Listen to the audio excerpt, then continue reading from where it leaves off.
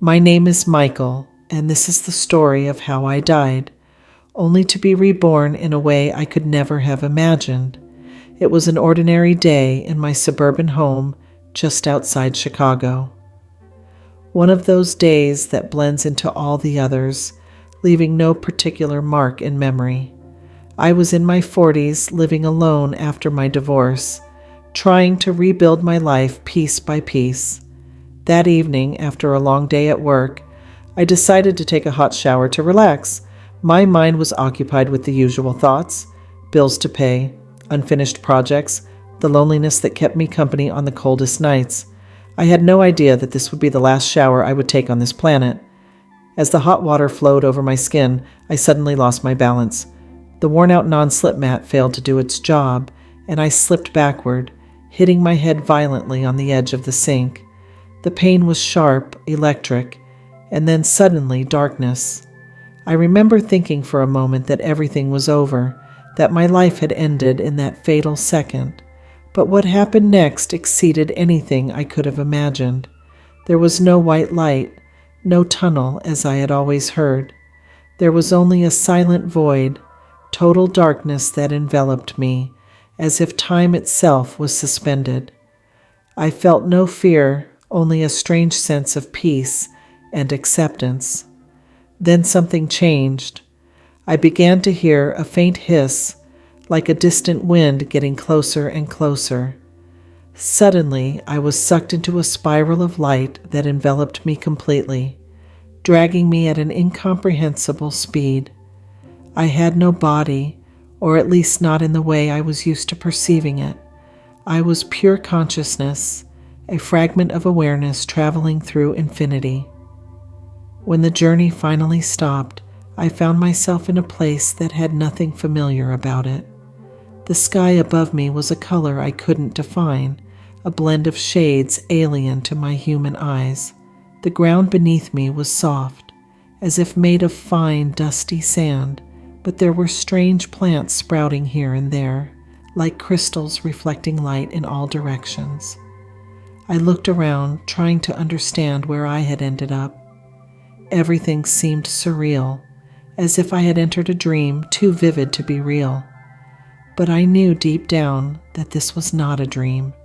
It was something else, something much bigger and incomprehensible.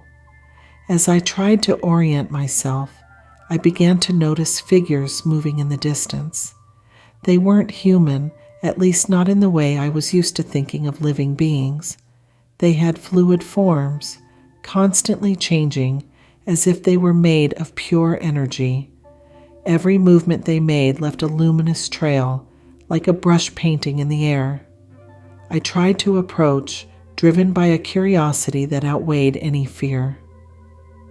I was alone in an unknown world, but I felt that I had to learn more about these creatures in this place. Every step I took on the sandy ground revealed new details about this strange planet. Rocks pulsing with light, plants that seemed to sing a silent melody, a wind carrying the scent of distant worlds. The creatures seemed to notice my presence, and surprisingly they approached. There was no hostility in their movements, only calm curiosity. I was overwhelmed by a sense of connection, as if these entities could perceive my thoughts and feelings. One of them came closer and without words communicated with me. It wasn't a language made of sounds, but of pure thoughts and images. It showed me visions of a vast universe, populated by countless forms of life, some incredibly different, others strangely familiar.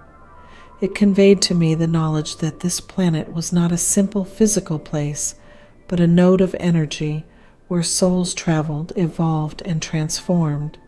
I realized that I had died, yes, but that my existence was not over.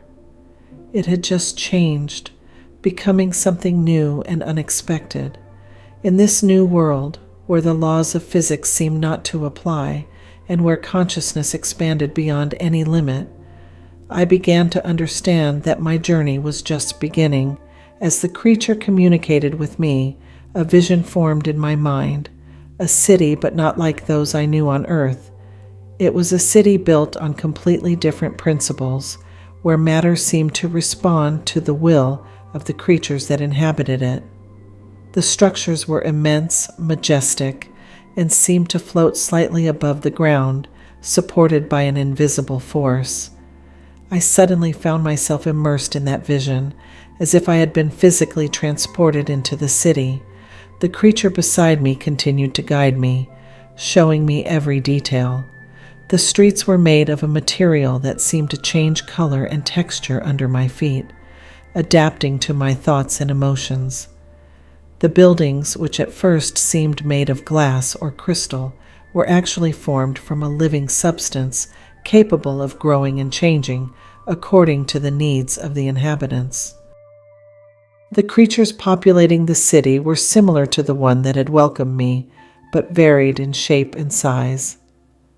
Some were tall and slender, with limbs that stretched and contracted like tendrils of light. Others were more compact, almost spherical, but emitted an aura of energy so intense that it was perceptible from a distance. All seemed to communicate without words, exchanging thoughts, emotions, and images with a naturalness that left me breathless. As I walked through the city, I was struck by the feeling that everything was connected. The creatures, the structures, the ground itself. It was as if everything was part of a single vast network of consciousness. There were no boundaries between self and other, between living and non-living. Everything existed in harmony, in perfect balance. Suddenly, the creature guiding me transmitted a sense of urgency. It led me to the center of the city, where an imposing structure stood, different from all the others. It was a tower, but not like the ones I knew on Earth. This tower seemed made of pure energy, a spiral of light rising towards the alien sky. It was a beacon, a point of connection between this world and others, a place where souls like mine could access knowledge and truths beyond imagination. Entering the tower, I was immediately overwhelmed by a sense of vastness. The space inside seemed to expand infinitely, as if there were no physical boundaries. The walls were covered with symbols and forms that constantly changed, projecting images and sounds that resonated in my mind like ancient memories. At the center of the tower was a large crystal, suspended in mid-air. It emitted a pulsating light that seemed to resonate with the very beat of my heart. The creature pointed me to the crystal, and without the need for words, I understood what I had to do. I approached, feeling an invisible force pushing me towards it. When I touched the crystal, a current of energy passed through my being. My mind expanded, and in an instant, I was overwhelmed by an incredible amount of information. I saw distant worlds populated by creatures of incredible shapes and sizes. I saw events unfolding on timescales that defied human comprehension. But above all, I understood my place in this vast universe. The creature explained to me, through images and sensations, that the planet I was on was a place of transition, a point of passage for souls that had completed their cycle on Earth. Every soul that arrived here had a unique path to follow, a journey that would lead to a deeper understanding of itself and the universe. Some souls would reincarnate on other planets to continue their learning. Others, however, would reach a higher state of existence beyond matter and time. After absorbing all this new knowledge, the creature guided me to a new destination. It brought me to a vast hall within the tower where other beings were present. These were different from those I had met so far. They were larger, older, and emanated an aura of wisdom and power that filled the entire space. The ancients, as I called them in my mind, did not communicate with images like the other creatures. Their communication was pure energy, a vibration that resonated in the depths of my soul. They told me they were the guardians of the planet, those tasked with guiding souls on their path of evolution. They had built the city, created the environment I was in, and now they were ready to reveal my destiny. They showed me visions of possible futures, of lives I could live, each with its challenges and lessons. They made me understand that the choice was mine. I could choose to stay on this planet, to continue my journey of learning, or I could reincarnate on another world, to face new experiences and discover other aspects of my existence. The decision I was faced with was impossible to take lightly. I felt the weight of all my past experiences, of all the lives I had lived, pressing down on me. I knew that whatever choice I made would have profound consequences, not only for me, but for the entire universe. I reflected for a long time while the ancients waited patiently. I felt as if I were suspended between two worlds, between the life I had known and the one that lay ahead. But the more I thought about it, the more I realized there was no right or wrong choice. Both paths were a part of a single journey, a journey I had begun a long time ago and that continued to unfold before me. Finally, I made my decision. I decided to reincarnate, to return to a new world with new challenges and new lessons to learn. I felt that my journey was not yet over, that there was still much to discover and understand. The ancients accepted my decision with solemn calm.